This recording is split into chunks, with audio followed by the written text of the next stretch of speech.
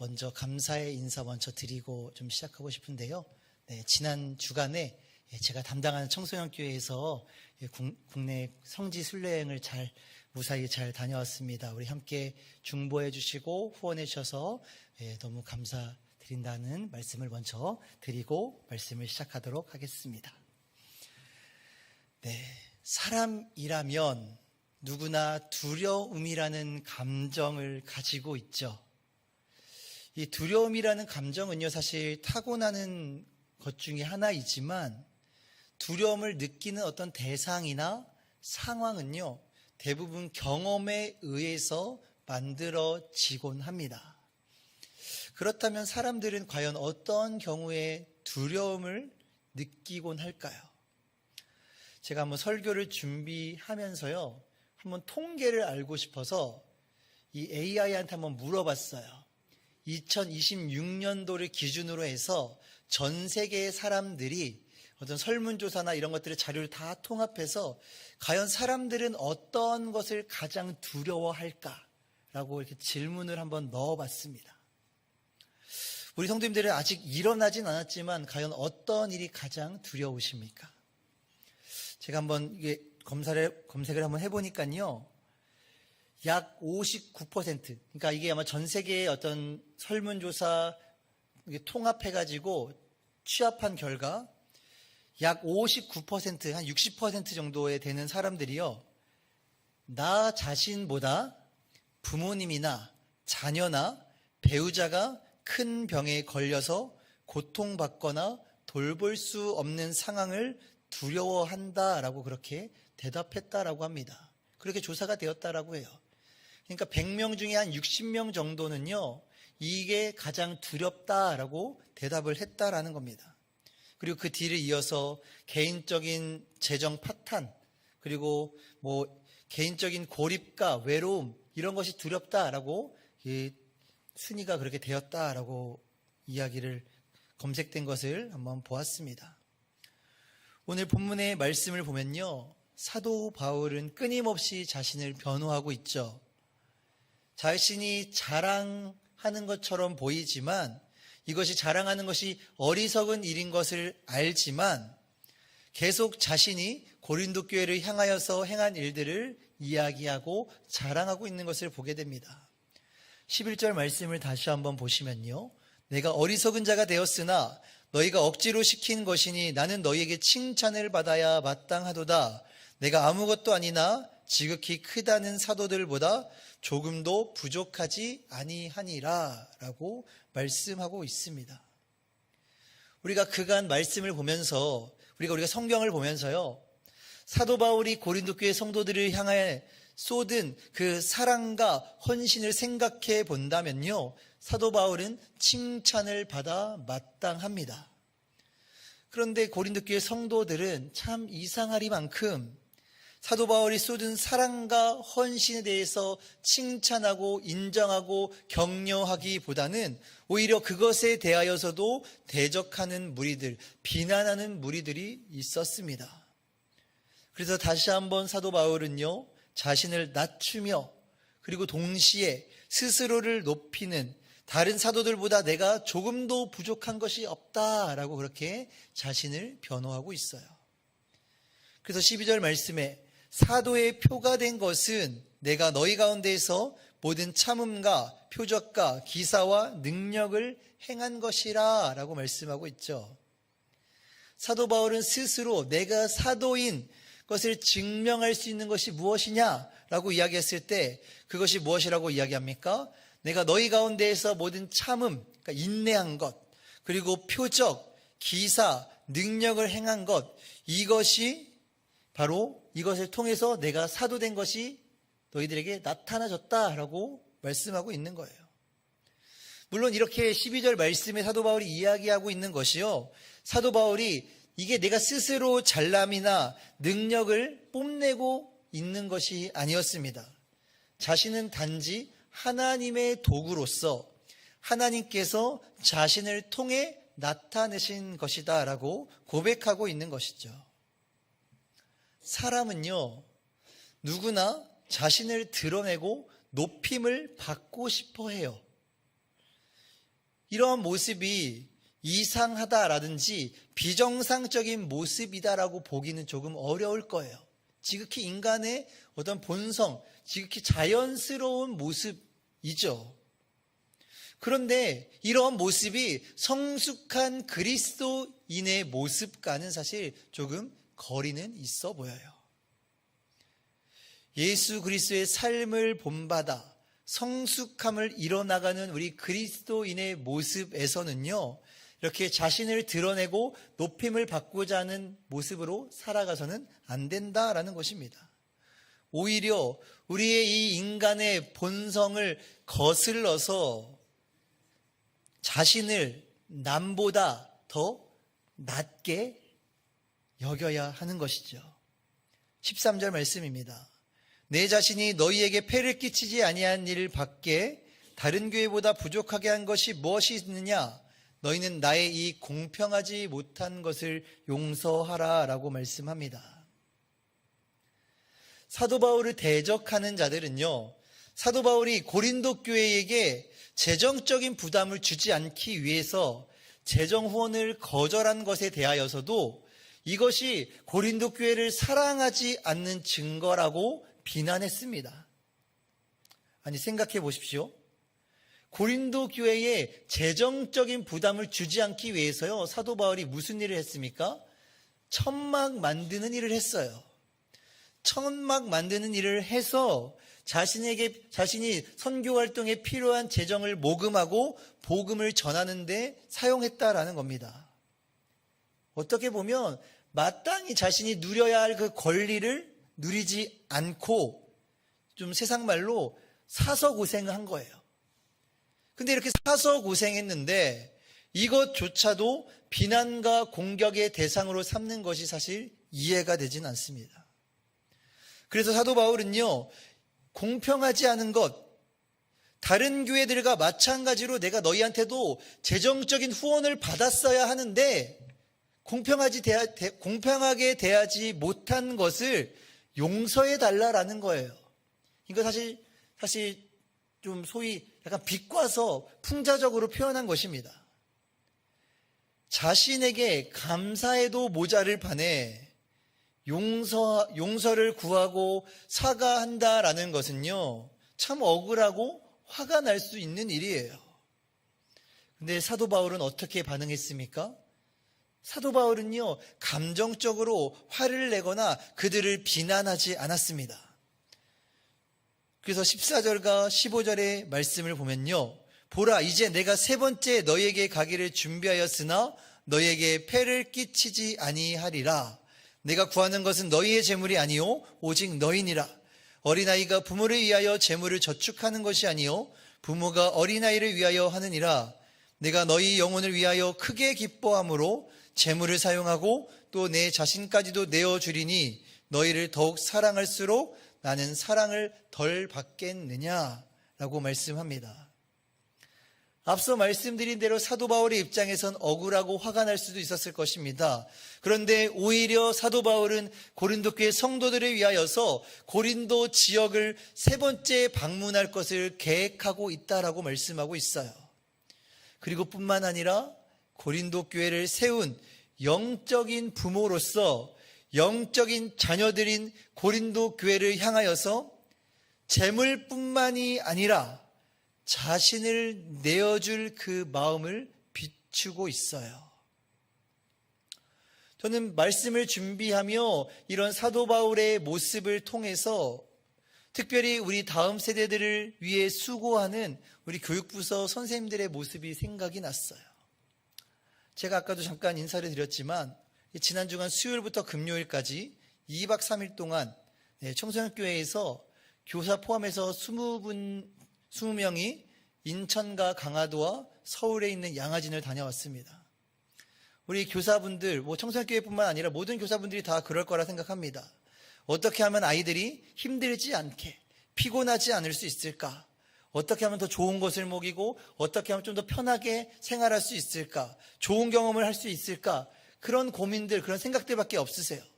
그래서 자신의 몸을 돌보지 않고요, 저희가 총 여행 성지 순례 여행 갔다 온 기록을 보니까요, 총 750km 정도를 갔다 왔는데요. 그 750km를 직접 다 운전하며 돌아다녔어요. 예.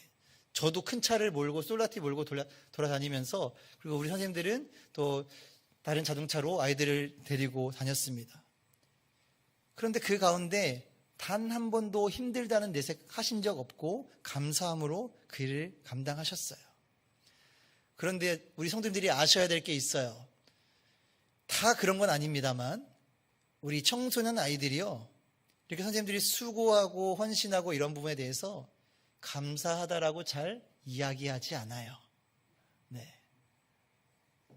제가 그래서 둘째 날 저녁에 억지로 시켰어요. 선생님들 앞에 나오시라고 하고 아이들한테 선생님 감사하다고 축복송 불러드리라고 하고 시켰습니다. 요즘 아이들은요, 이렇게 선생님들이 수고하고 헌신하는 것에 대해서 당연한 것으로 여기고요, 어떠한 경우는 오히려 선생님이 그 아이를 위해서 조언해주고 충고해주는 부분도 자신의 마음에 들지 않으면요, 부모님한테 일러 바쳐요. 선생님이 저는 저희 아이를 절대 그렇게 키우지 않습니다. 선생님한테 혼나면 선생님한테 감사하다라고 해야 돼요. 사실 저는 그렇게 자랐거든요.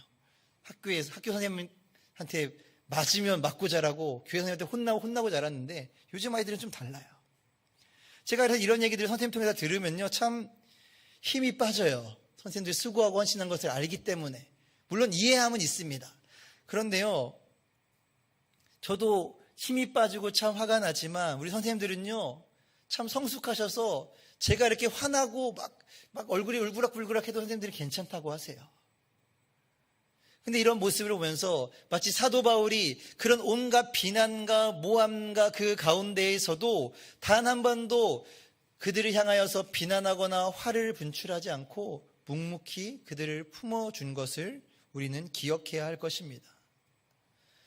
16절부터 18절 말씀입니다.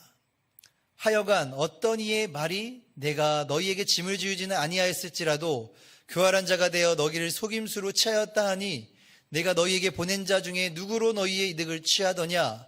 내가 디도를 권하고 함께 한 형제를 보내었으니 디도가 너희의 이득을 취하더냐?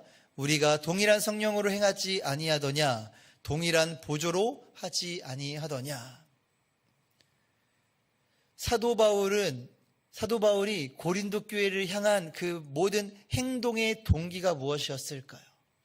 저는 말씀을 준비하며 묵상하며 사도 바울의 모든 행동의 동기는 바로 사랑이었다라고 그렇게 생각합니다. 사도 바울의 대적자들은요, 사도 바울의 이 사랑의 동기에서 나오는 모든 행동들을 순수하게 보지 않았어요. 특별히 여기서는 재정적인 부분에 대해서 사도 바울이 보낸 자들, 디도와 한 형제를 보낸 것에 대하여서도요, 이 사도 바울을 대적하는 자들은 사도 바울이 부당한 방법으로 이득을 취하고 유용하고 교활하게 그렇게 사용하고자 행동했다라고 비난을 하고 있었던 거예요. 그런데 여전히 사도 바울은 어떻습니까? 이런 주장에도 사도 바울은 내 행동이, 나 자신의 행동이 내가 스스로 한 행동이 아니라 성령으로 행한 것이었다라고 이야기하며 자신이 보낸 디도와 한 형제 또한 동일한 성령으로 행한 것이었다라고 그렇게 변호하고 있어요. 그리고 나서 19절 말씀에 너희는 이때까지 우리가 자기 변명을 하는 줄로 생각하는구나. 우리는 그리스도 안에서 하나님 앞에 말하노라. 사랑하는 자들아, 이 모든 것은 너희의 덕을 세우기 위함이니라 라고 말씀합니다.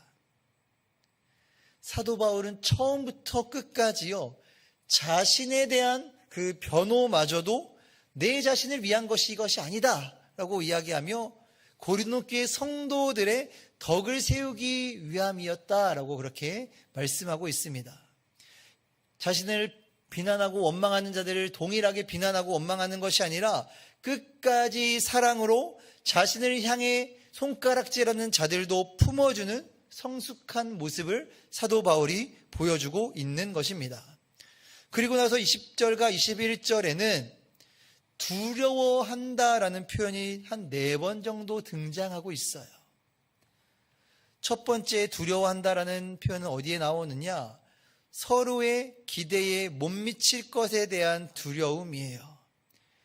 20절 초반절에 내가 갈 때에 너희를 내가 원하는 것과 같이 보지 못하고 또 내가 너희에게 너희가 원하는 것과 같이 보일까 두려워하며 라고 나와 있습니다. 서로가 서로의 기대에 못 미칠 것이 두려워했다라고 이야기하고요. 두 번째는 무엇입니까? 20절 후반절 말씀에 다툼과 시기와 분냄과 당짓는 것과 비방과 수군거림과 거만함과 혼란이 있을까 두려워하고, 고린도 교회 가운데 여전히 다툼과 시기와 분냄과 당짓기, 비방, 수군거림, 거만함, 혼란함과 같은 죄악이, 그 죄악의 모습이 그들 가운데 남아있지는 않을까 하는 그런 두려움이 있었다라고 이야기를 합니다. 그럼 세 번째는 어떠한 두려움이었습니까? 21절에 또 내가 다시 갈 때에 내 하나님이 나를 너희 앞에서 낮추실까 두려워하고, 하나님께서 나 바울을 낮추시지는 않을까라는 그런 두려움이 있었다라고 이야기하고요. 마지막에는 어떤 두려움입니까? 21절 후반절에 내가 전에 죄를 지은 여러 사람의 그 행한 바 더러움과 음란함과 호색함을 회개하지 아니함 때문에 슬퍼할까 두려워한다. 고린도 교회 안에 여전히 남아있는 성적인 부도덕한 자들이 회개하지 않을까, 회개하지 않는 것 때문에 내가 슬퍼하지는 않을까라는 그런 두려움이 있었다라고 그렇게 고백하고 있습니다. 저는 어렸을 때요, 참 겁도 많고 두려움이 많은 사람이었어요. 그래서 저는 새로운 걸 도전하는 걸 별로 안 좋아합니다. 제가 어렸을 때 가장 무서워했던 사람은요, 아버지가 아니었어요. 저희 아버지는 군인이셨는데도 엄하지 않으셨어요. 제가 가장 두려워하고 무서워했던 분은 하나님이 아니라 엄마랑 누나였어요. 사실 지금도 조금 무서워요. 결혼했는데. 제가 그래서 오죽하면요, 결혼을 위해서 기도할 때 어떤 기도를 했냐면 하나님께, 하나님 제발 엄마와 같은 사람, 누나와 같은 사람만 아니면 됩니다 라고 그렇게 기도했어요. 그런데 제가 지금 가장 두려워하는 사람이 누굴까요? 지금 제가 잠옷실에 없는 거 알고 제가 이야기합니다. 우리 이 자리에 모신 우리 사랑하는 성도님들, 사도 바울의 그 마음에는요, 한결같이 고린도 교회 성도들을 사랑하는 마음이 가득했어요. 아무리 자신을 모함하고 힘들게 만드는 사람이 있어도요, 그리고 고린도 교회 성도들이 이러한 모함하는 사람들에게 영향을 받아서 자신에 대해서 오해하고 있어도 사도 바울은 실망하거나 낙심하지 않았습니다. 그 이유가 무엇이었을까요? 제가 아까 말씀드렸다시피요, 사도 바울의 안에 있는 그 사랑 때문이었을 것이다 라고 저는 그렇게 생각합니다. 먼저는 자신이 하나님께로부터 받은 사랑, 그 은혜가 너무 컸기 때문에, 그리고 그 받은 사랑을 고린도 교회 성도들에게 흘려보냈기 때문에 이러한 모함과 어려움이 있어도 실망하거나 낙심하지 않았던 것이다 라고 그렇게 생각합니다. 사도 바울은 자신의 안위, 미래에 대한 걱정이 아니고요, 그리고 지난 시간에 고백했던 육체의 가시가 해결되지는 않지는 않을까, 그것에 대한 두려움으로 사로잡혔던 것이 아니었어요. 사도 바울이 가지고 있었던 두려움은요, 오로지 고린도 교회 성도들이 올바른 그리스도인의 삶을 살아가지 못하는 그 모습, 그들이 올바른 그리스도인의 모습으로 살아가지 못해서 혹여나 하나님 앞에 섰을 때 구원받지 못한 백성이 되면 어떡할까, 그 두려움이 사도 바울 마음 가운데 있었던 겁니다. 그러면 우리의 마음 가운데는 어떠한 두려움의 마음이 있습니까? 복음을 알지 못하는 내 가족을 향한 그 사랑의 마음, 그리고 그들이 복음을 알지 못하고 구원받지 못하면 어떡하지 하는 그런 두려운 마음으로 우리는요, 때를 어떤지 그들에게 복음을 전해야 하는 것입니다. 우리가 마지막 때 예수님께서 재림하실 그때에 하나님의 심판대 앞에 섰을 때에 우리가 우리의 삶 가운데 가지고 있었던 그 모든 두려움의 생각들이요, 기쁨과 감사함으로 변화되어지기를 소망합니다.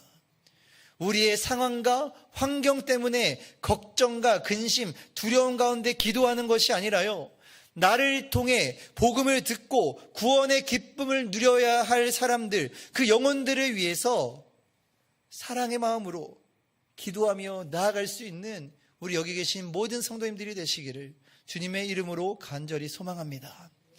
우리 시간 함께 찬양하고 시간 기도하며 나아가기를